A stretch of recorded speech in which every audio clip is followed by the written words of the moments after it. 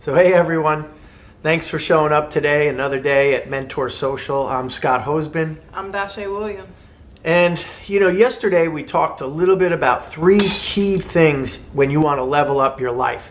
If you want to get ahead and get more out of life, you want to work smart, you want to work hard, and most important, you want to be a good person. So it's always important to look at those 3 buckets and see when you want to get a level up or you want to get more out of life, that you put more into each of those buckets. So today we want to talk a little bit about action and the importance of taking action and not stalling on taking action over perfectionism. You don't want to let the idea of being perfect be the barrier to you taking action, because when you're slow, you can get stuck in this sort of paralysis by analysis. I'm sure, Shay, you've caught that before, where you want to do something and you just keep thinking about all the ways it can go wrong. Yeah, I can chime in on that, because when I start to think about it, it's like when you want to be perfect, sometimes, honestly, you either don't start what you're doing and it never gets done. So what we kind of talked about yesterday is you have to start from somewhere. So the key is to start. Once you start, then you can go from there. So it might not be perfect, but you did start. So Yeah. How do you think about that? And I think the even more interesting thing is how much people are wired towards the negative. You have to tell yourself, it's very common that people think of 100 things that could go wrong that may not happen, and that you rather than think of the 100 things that could go right. So everybody is ultimately this amazing salesperson. Even those people who think they're a horrible salesperson, I'll bet you if you think about how many times you sold yourself that if you did something it would go wrong. Well, if you could just take that same power of changing your thought and convincing you that something would go wrong, and you could switch it to that it would go right, and you think about all those things that could go right, you'd move faster and you would take action. So do you think like the power of like perfect is more about mentality than anything else? Are you saying like to be perfect you really have to like dial in your mental brain, or like push that further capacity of your brain thinking? Yeah, I think that there's probably a number of different factors that push people to that need for everything they do to be perfect, which is excellent if you can move and execute quickly. So as we talked about in earlier episodes, you want to be smart about it. Find a mentor so you don't make the same mistakes, but you can't be afraid to make mistakes. So that I think probably most often that need for perfection to take action is more likely procrastination. So it's an easy excuse to lay on and go, I can't go start a company because I don't have all the answers yet. I can't go for this job because I don't know everything about the company I'm applying to. And while you need to grow and get more information, but it may also be this comforting excuse that just makes you believe of why it's okay for you to not to take action. Yeah, so my thing is, do you think that employers nowadays look for perfection, or are they just looking more for action? Can you think of it from their employer standpoint? Are they really truly looking for people to come in and like be perfect? So, I mean, it's interesting. I think, you have some differences between employers in the environment that you work in. I think it's very critical to allow failure in an organization as long as they learn from that. People that fail once, they often learn a valuable lesson. And it's likely a lesson that someone, if you were to replace that person for failing, the next person coming in is likely going to have to learn as well. So as a company, it's really critical to allow failure and give people the freedom to take quick action. So it comes down to the business or corporate environment inside of there. But there's certainly a lot of organizations, and I imagine as the repercussions for any mistake get greater, they err on the side of having more and more punitive measures for errors. But the data is very strong that having an environment that allows employees to work quickly. There's a McKinsey study that shows that early adopters, I think they see an increase of 20% with early adoption versus late adopters. There's another study that showed for reduced time to market by 25%, it would lead to a 33% increase in gross sales. So, it's not even just feel good. It puts more money to the bottom line if you allow people the feeling or the comfort to take quick action. So, for personal experience, would you consider yourself more of a person that you take action right away, regardless of what the outcome is, or do you find yourself really thinking about it and like looking to be a perfectionist from the jump, from the get-go? I think me personally, it often tends. I've been in both sides. It's certainly there's and I'd be interested to hear from people as well. For myself, I tend to be. There'll be some situations where I think I definitely get into this analysis by paralysis, and I feel this certain need, and I think for me that's procrastination as well. Oh, well, I've got it, I know this, or there's all these things that could go wrong. I have to figure out the answers first.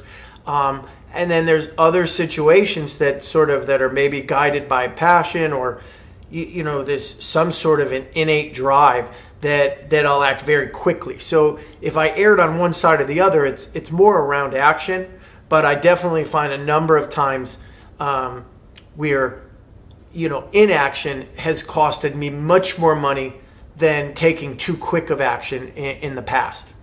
Yeah, just thinking about my experience, I put myself like where I want to be a perfectionist, but then I also see the negative of how that delays me, because I want to, whoever I am working for, trying to impress or trying to show what I can do for them in a positive aspect, I want to present it in the best way possible, right? So for me, trying to be that perfectionist, I kind of like get in on myself, like, do I present it now? Do I do this right? Am I doing this? Which actually caused a negative effect for me, right? So with basketball, in my experience, I always will go before practice thinking in my head, I want to do everything perfect. I want to make sure the coach sees me.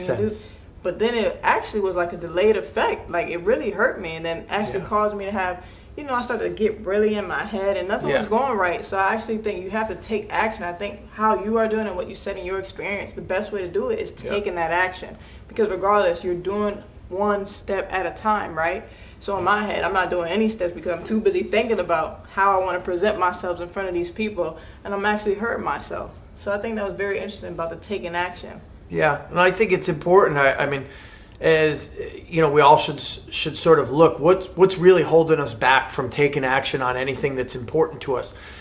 Life's really short, and I think the more you think about that, it starts to stimulate that need for action. When you look at highly successful people, you'll find that they take action much quicker. They value time. I think we were talking the other day as a joke. Shay asked me, "Did you ever get in trouble?" And in elementary school, I had a teacher, Mr. Hafner. He made me sit in the closet at recess for months, writing, "Time is a gift, use it wisely. Time is a gift, use it wisely." I will never forget that phrase till the day I die. And in all honesty, it was good that I did that, because I have been so just focused on the idea of time and its value. It's like we don't have forever to get something done, and it's often where we'll be in situations, we'll say, hey, we have to take action on this, and we'll hesitate, and then we miss this little window of opportunity. So it's very critical for all of us to reflect, why are we hesitating? Are we afraid of failure? Is it, and then what's that fear? Is it that you're afraid of how others judge you? I mean, the reality is we see people so highly successful, and then people judge them. It seems that whatever you're going to do, people are going to judge you. So, think to yourself, and if you're going to reflect and judge yourself, I think, start looking at that. And if I was judging myself, did I do everything I could have to succeed? I think now, like as we have a child, I'd like my daughter to know, hey, we went for it. We put ourselves out there and we gave it our best. So is there times where you can put yourself into where you think being a perfectionist and actually taking your time somewhere will actually be more beneficial than kind of jumping in right away and taking that action? Yeah, and that's, I think, you touch on a perfect point. I mean, one, it's not, just take action without any thought all the time. You also have to look at the repercussions of quick action.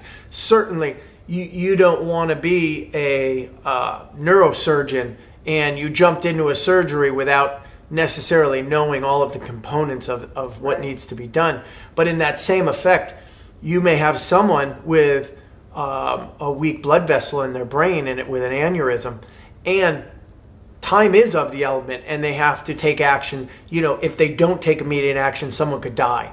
So I think it's really important that we also talk about the importance of balance, and that so that you need to come up with enough information to do what's best for the situation, balancing the repercussions. And I think for business, one of the best examples of that is sort of like your minimum viable product. Say you're going into business, you want to come up with this minimum viable product. Or what I did I did my MBA, and we did sort of an externship in Silicon Valley, and they talk about, two concepts that relates a lot to what we're talking about. One that's very heavy out there is fail fast, learn faster. So take the action so you can, if it's not going to work, it's not going to work, and then you can learn what didn't work and then modify. The other thing is, we met with some folks from Amazon, and they don't go for a minimum viable product, they go for a minimum lovable product. And I think that, for me in business, is a better target, because you want to give the idea enough ground to stand on to know if it was really worth it. So can you break that down a little bit further between like the minimum value product and the minimum lovable product? Can you tell people, explain in depth a little bit more about those two differences? Yeah, so again, it's a vague concept. It isn't something that has like a criteria to it. But if you think about it, you